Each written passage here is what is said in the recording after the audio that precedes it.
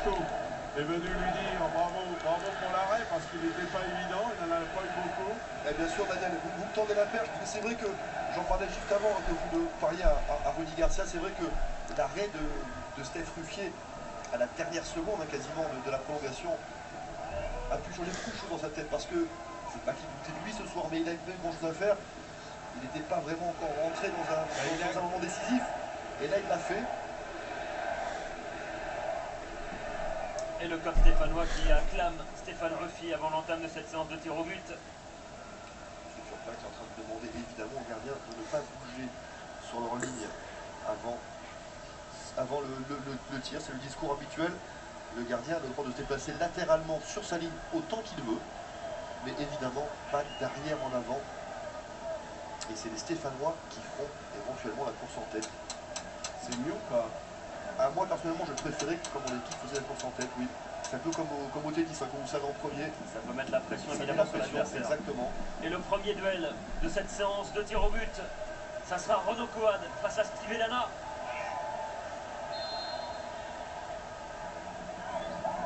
Et le contre-pied de Renaud Coad, et Saint-Etienne qui prend les devants dans cette séance de tir au but. Une excuse lors de son arrêt d'ici face au PSG, de choisir l'option où le joueur ouvrirait le pied, c'est-à-dire choisirait le plat du pied, on dit souvent plat du pied sécurisé. Vous savez qu'en fin de match, et d'ailleurs Renaud Coad vient de le faire, hein, souvent les joueurs un peu plus fatigués, c'est plus simple d'ouvrir son pied, et Stéphane Ruffier avait fait ce choix face au PSG, et ça avait marché. On revient chez Chou. Le Camerounais face à Stéphane Ruffier, ça contre-pied, ça passe, ça rentre. C'est pourtant le choix qu'avait fait une fois de plus, hein, on revient chez Jou et... Yohan Molo qui va s'élancer maintenant face à Steve Elana. Yohan Molo qui a paru un petit peu émoussé dans cette fin de match. Et parce qu'il a eu un gros combat contre Franck Beria qui a été excellent encore ce soir. Yohan Molo qui a inscrit son tout premier but dans le chaudron vendredi dernier face à Toulouse. Et Yohan Molo qui va maintenant défier Steve Elana. C'est au-dessus. Yohan Molo qui est malheureux là. Ouais, mais il a tiré très vite, j'ai l'impression. Oui, Ouais, il a pas pris son temps. Il n'a pas eu sa routine habituelle. Par exemple, quand vous voyez tirer un corner ou un coup franc, il prend beaucoup plus son temps, Yohan Molo. Et là, il a choisi la force. Et malheureusement, son corps un petit peu en arrière, plus la fatigue, plus le stress, un petit peu certainement. Et ça part au-dessus. Oh, la détresse là de Yohan Molo qui revient tête basse vers le rond central. Marco Baccia maintenant pour faire un premier break, pourquoi pas en faveur du LOSC. La détermination dans le regard de Stéphane Ruffier. C'est maintenant qu'il faut faire le boulot, Stéphane Ruffier. Oh, il a fait la panenka, Marco Baccia. Ouais, on l'a fait à ce moment-là. Bon, ok. Ça fait 2-1 pour le LOSC maintenant. Donc il faut la réussir, quoi. Ouais, c'est Voilà. audacieux, c'est gonflé de la part de Marco Baccia. Je suis pas fan, mais voilà. Quand ça rentre, Ouais, je suis pas y a fan, rien à mais dire. voilà, il n'y a rien à dire, exactement. Loïc Perrin. Alors c'est beau, c'est vrai que quand on est gardien, on peut concevoir qu'il y a un côté humiliant un petit peu lorsqu'on est victime, entre guillemets, d'une panenka. Attention, il est important déjà celui-là, hein, Fabien. Oh oui, c'est le premier tournant de cette séance de tir au but pour Loïc Perrin parce que faut pas se rater là.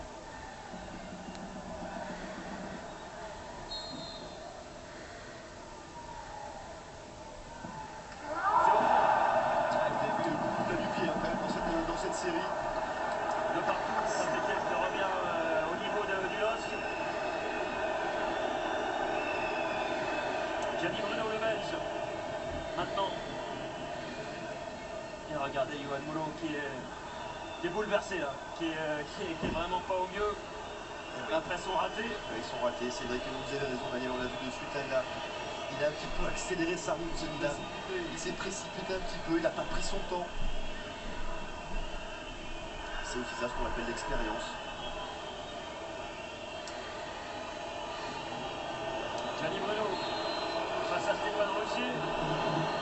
Il était parti du bon côté pourtant Stéphane Ruffier. Parfait, pleine lucarne. 3-2 maintenant en faveur du LOSC. Et c'est maintenant le jeune Kevin Magui qui a la pression sur les épaules. 19 ans Kevin Magui. Et là faut être costaud dans sa tête. Ouais, et de plus en plus compliqué pour les tireurs parce que regardez, à cause du point de pénalty, Ça c'est complètement, la pelouse est complètement partie. Il y a une grande plaque de terre et c'est vrai que pour le pied d'appui c'est très compliqué. Nous, de la tribune on le voit, hein, Fabien, il y a vraiment une immense tache noire juste à gauche. C'est-à-dire que là où le pied d'appui va se planter.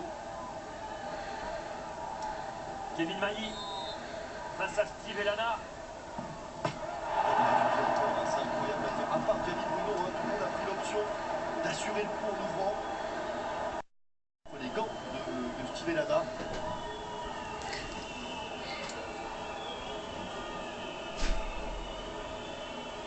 Le voilà Ronny Rodelin, le grand attaquant réunionnais. J'avais dû taper, regarde, j'essaie d'aplanir un petit peu la surface. Concentration maximum pour Ronny Rodelin face à Stéphane Rocher. Oh, c'est sous la barre encore, ça rentre. Ça fait 4-3 maintenant en faveur du LOSC. Qui a choisi de craser. Et c'est Aubameyang maintenant qui va essayer de maintenir les verres à flot jusqu'au bout. Parce que là, si Aubameyang échoue, ça sera terminé. Oui. Ça sera le LOSC qui ira au Stade de France, défier soit Rennes, soit Montpellier. C'est 2 balles de match en fait, hein, pour les Lillois, c'est-à-dire qu'il y en a une maintenant. Disons que la destinée est entre les gants de Steve Elana et puis ensuite il y aura Flo Balmont pour envoyer le LOSC au Stade de France. Allez, Aubameyang face à Steve Elana, il faut la mettre au fond pour égaliser. C'est au fond, 4 partout. Et maintenant, ça sera Florent Balmont qui va s'élancer pour la balle de match face à Stéphane Rocher, le duel.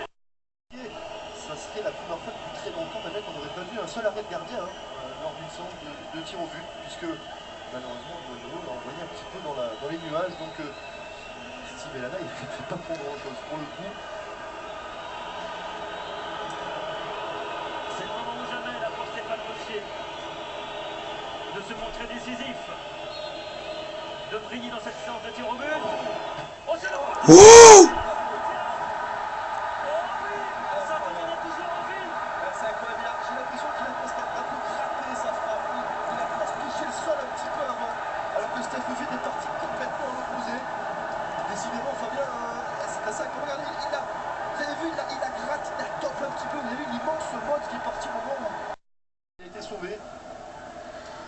Guilavogui face à Steve Elana, on est à 4 partout. C'est bien compliqué au bout du pied d'appui, regardez Fabien, tout le monde tape dessus parce que c'est très compliqué. Guilavogui, 6e tireur, et ça tombe. 5-4 maximum maintenant sur les Lillois et sur les épaules de Rio Antonio Mafua. C'est Captain Rio qui va s'en charger. Et maintenant la balle de match. Écoutez le chaudron. Ouais.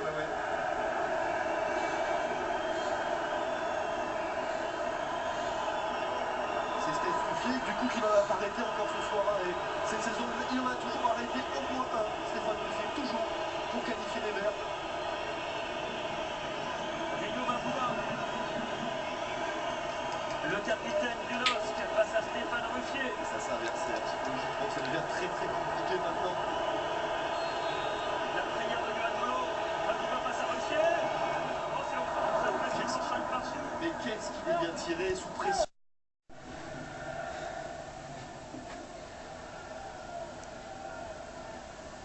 Il y a de la crispation forcément sur le banc stéphanois et sur Christophe Galtier. Jérémy Clément contre Parfait. Le défenseur malgache du LOSC. C'est bientôt Daniel de tirer, hein. Si ça continue comme ça, Daniel tenez vous prêt, hein. Il est pas terminé les chaussures, Daniel. Allez, Franck Beria. Pour permettre au LOSC d'égaliser. Oh, encore une Panenka. Oh, c'est plus qu'audacieux là, à ce moment-là. 6 partout. Et il le touche. Et il a failli. Et ouais, Stéphane Ruffier, il le touche ce ballon du pied. Bah, s'il la sort comme ça, c'est incroyable.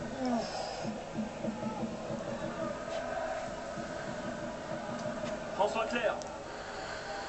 Allez, écoute, déjà, Face à Steve Elana, 8e tireur. On est en train de commenter, on n'en peut plus. Vous êtes à la place des tireurs et des gardiens, ça doit être invivable là. Vraiment. On a oublié le froid ici à Geoffroy Guichard. François Clair face à Steve Elana. Et c'est au 6-7-6 maintenant en faveur de la Saint-Etienne. Idriss Agaï, maintenant qui va se présenter face à Stéphane Ruffier. Allez, Stéphane Ruffier, il a tout touché la dernière. Et on a vu serrer le coin, Stéphane Ruffier, c'était assez intéressant. Et le public qui se donne le nom de Ruffier. Hein. Et oui, Ruffier qui doit réussir l'exploit maintenant face à Idrissa Gueye s'il veut emmener les Verts au Stade de France. Pas d'élan.